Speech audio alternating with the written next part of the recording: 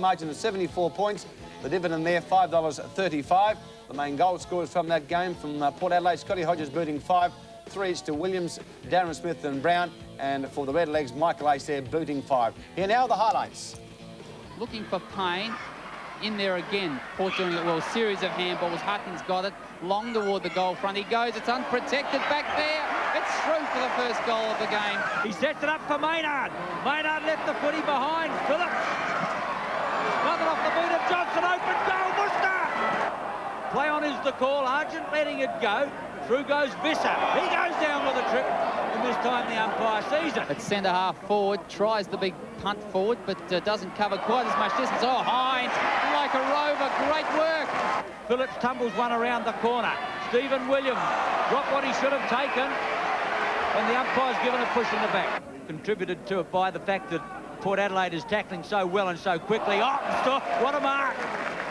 Around the body, Hutton toward half forward, almost a mark by Brown. Plays it on quickly to Ginniver, toward goal, a little rover goes and he doesn't miss from there. That's his first. Back to the centre of the ground, Darren Smith thumps it, Rowan Smith picks it up. Marnie now towards Stephen Williams. The Magpies building an attack to Hodges. Got Hodges in front. Always the goal's unprotected. He decided to go long toward the goal front. The kick's a beauty. Great goal, Scott Hodges. Didn't quite take the mark, but had time. Oh, he tried to get around Visser. Did it eventually with brute strength. Goes long to the goal front. Back there is Hodges. With him is Pike. Ginniver joins in. Ducks, weaves, turns. On his left leg. Shoots for goal. Brilliantly done. Toward half forward. Bevy of Magpie players there to spoil. Aish gets it well off Maynard. Aish toward the goal front. That kick's a perfect kick. Payne hikes it back towards the half forward line. Russell Johnson. Oh, what a mark. A lot of courage there. No hope, Ducker. Maynard over the top. The umpire's paid it. Tregenza wide toward Harrison. Clever tap on. Gives Abernathy the chance. Looks for Hodges now. Hodges just didn't. Oh, he's got the mark. Well.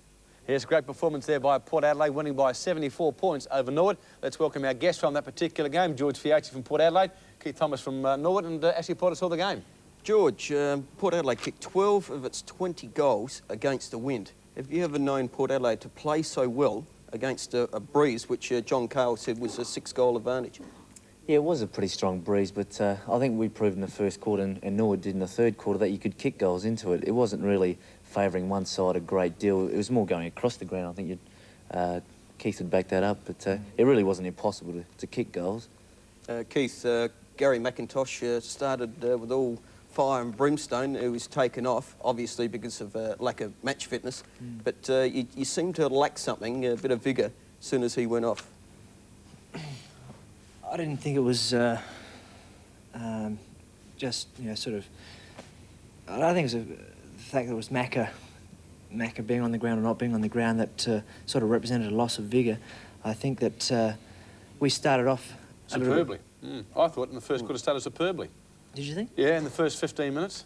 Yeah, well, I thought that we were in trouble right from the start. I thought that, you know, I saw our start against Centrals, and it was you know, sort of 10% better than what it was yesterday, and we weren't anywhere near aggressive enough. I didn't think, even in the initial stages. Although Macca certainly gives that to us, but with his leg and his rehabilitation process, it just is a matter of easing him back into the fray, if you like, and I think it was a wise move.